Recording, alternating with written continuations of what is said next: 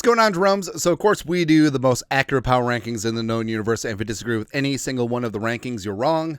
How does it feel? But we like to take the temperature of the national media, jabroni haircuts as well.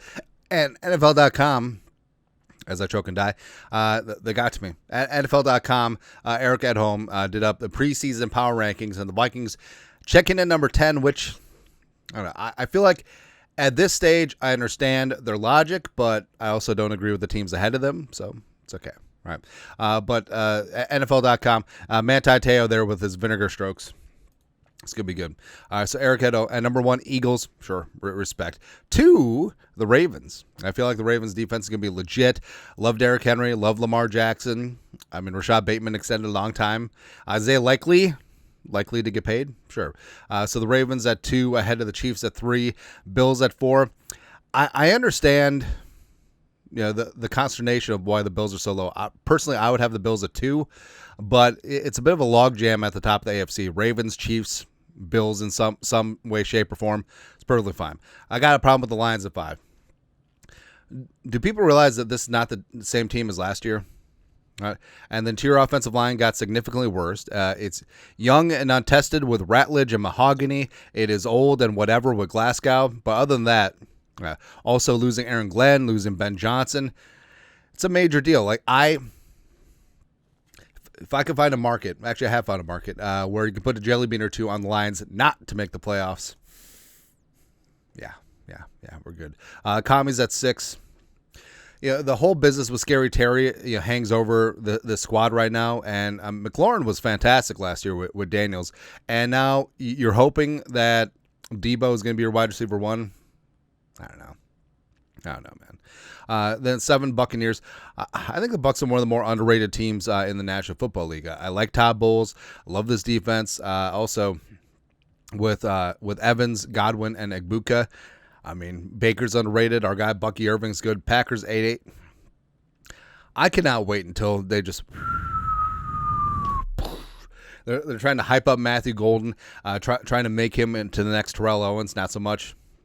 But the Packers cornerback room, lots of questions. Safety room is perfectly fine. Lots of questions in their front 7. Offensive line has been in flux. They extended Zach Tom, which is great, but I don't know. I feel like basically you're just going to rely on Jordan Love. It's not going to happen. Way too high. The Rams. So the Rams are now down 1 spot because I feel like Stafford obviously has had a bad back since forever, but this one feels different. Where a veteran quarterback, not getting a lot of work in training camp because you're resting him. That's fine, but all this talk about, all right, back issues again, older player again. Stafford had ribs and back problems last year, not in the wild card game, found that out. But also him getting epidural. Like, I've never heard of someone getting epidural that wasn't pregnant, unless Stafford's got some news. So I don't know, man. But the Rams, I know they're hyping up Devontae Adams. I know they just paid Kyron Williams, but I don't know.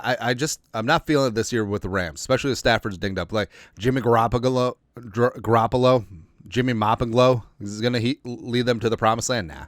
Vikings at 10.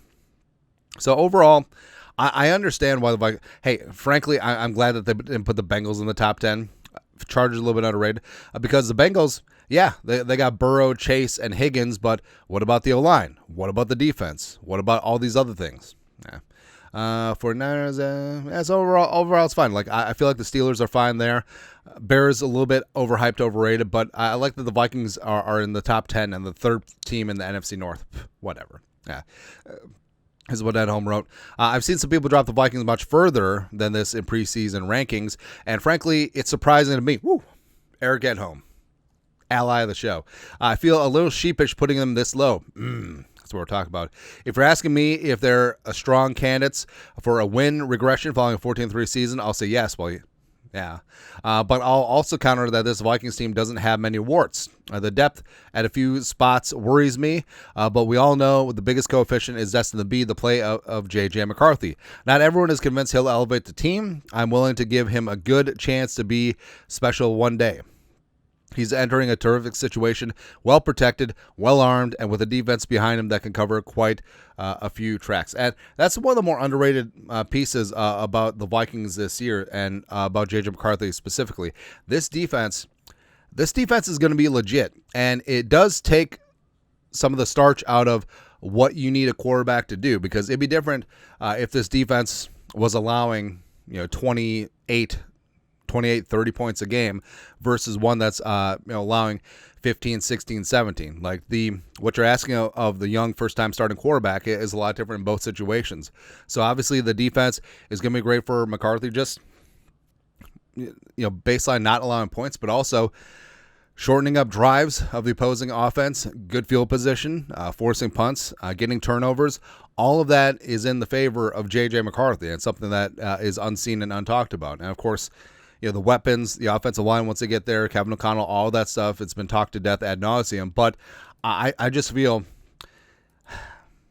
plug and play wise, like McCarthy, he's got it right in between the ears. He's got a good arm. He's got great mobility. I think it's going to be an asset in the red zone. Plus that defense, man, it's going to be good. So as I said, I gave Ed Holmes some leeway here, because 10 I feel like is fine for the national media. Personally, I would have the Vikings in the top 5, but that's a conversation for another day.